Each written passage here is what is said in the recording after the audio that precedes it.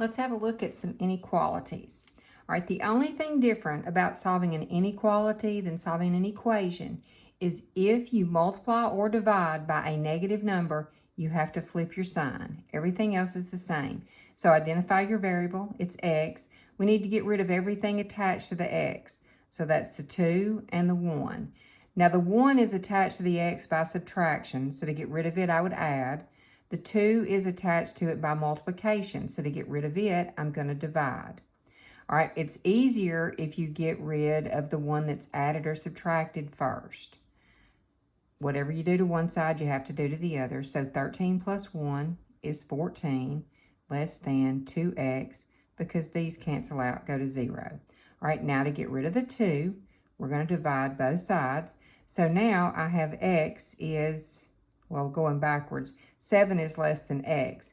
And most of the time, people want you, or mathematicians want you to put your answer with the variable on the left-hand side.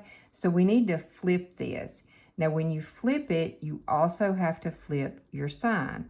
And I just remember it, if the big N points to the variable here, then when you flip it, the big N still has to point to the variable.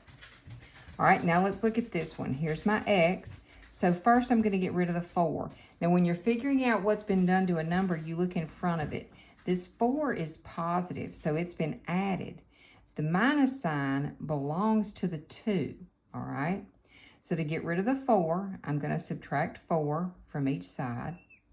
These two cancel out, so now I have negative 2x is less than or equal to negative 2 minus 4 is negative 6. Then we're going to divide all the way through by negative 2.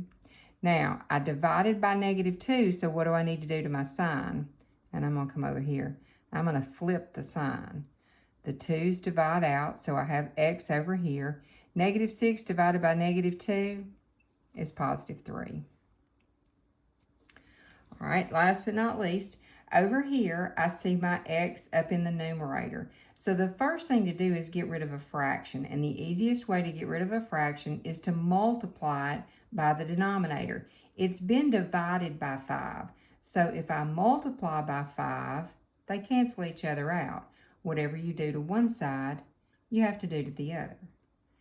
Now I'm left with 4 plus x is less than or equal to 40. All right, now to get rid of the 4, I'm going to subtract.